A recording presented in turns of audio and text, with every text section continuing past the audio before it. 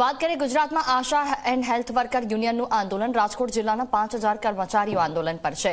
2500 થી વધુ आंगनबाड़ियों 2 दिवसीय संपूर्ण बंद है। राष्ट्रव्यापी हड़ताल ने पगले 16 से 17 आंगनबाड़ी कार्यकर्ताओं को नियमित करने की बात हो या आंगनबाड़ी कार्यकर्ताओं के मानदेय की बात हो, लगातार आंगनबाड़ी बहनों के द्वारा संघर्ष किया जा रहा है।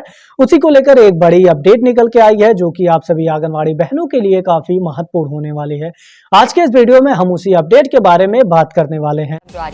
काम थी अड़गा रहवानुं ऐलान छे। आंगनबाड़ी आशा वर्कर फेसिलिटेड मध्याह्न भोजन वर्करનું आंदोलन છે, જેને પગલે આજે રાજકોટમાં મહાસંમેલન છે। સરકાર બેઠક કરવા તૈયાર ન હતા। એક મંચનો સંયુક્ત આંદોલનનો નિર્ણય છે। આરોગ્ય ક્ષેત્રે સેવા આપનારી બહેનોનું શોષણ થતું હોવાની પણ વાત કરવામાં આવી। કેન્દ્ર સરકારે 2018 થી કોઈ પણ પ્રકારનો વેતન વધારો નથી આપ્યો, જ્યારે રાજ્ય લઘુત્તમ વેતન નથી ચૂકવતું।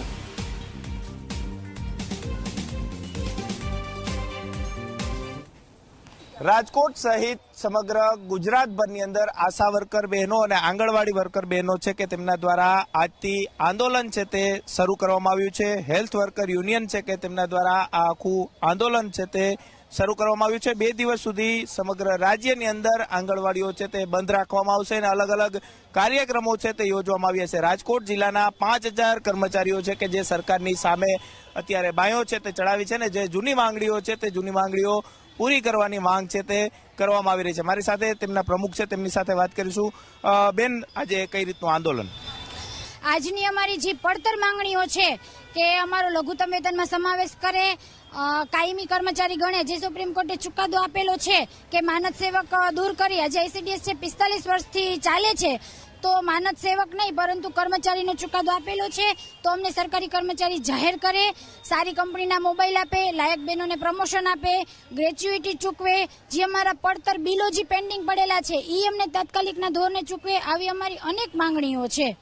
એટલે આજે અમે તો ઘણી વખત સરકારને રજૂઆત કરી છે, પણ સરકાર સાંભળતી નથી। કારણ કે અમે ઘણા બધા લેટરો આપ્યા છે, મેલ કર્યા છે, પણ સરકારે સાંભળ્યું નથી। જ્યારે મોદી સાહેબ અહીંયા ચૂંટાણા હતા રાજકોટની અંદર, ત્યારે અમને એવું કહેવામાં આવ્યું હતું કે મારી બહેનો અમને એક ખાલી 25 પૈસાનું પોસ્ટકાર્ડ મોકલશે ને તો પણ હું તમારી તમામ કામગીરી પૂર્ણ કરીશ। અને આજની મોંઘવારીની અંદર જ્યારે આ 10,000 આંગણવાડી કાર્યકર અને હેલ્પરને તો ફક્ત ને ફક્ત 5,500 રૂપિયા ચૂકવવામાં આવે છે, તો શું સરકારને આ મોંઘવારીની અંદર કોઈનું ઘર ચાલે? એવું સરકારે જોવું જોઈએ, સમજવું જોઈએ, વિચારવું જોઈએ અને બહેનોને કાયમી કર્મચારી ગણવા જોઈએ। લઘુત્તમ વેતન આપે સરકાર, માનદ વેતન છે તે દૂર કરીને લઘુત્તમ વેતન આપે।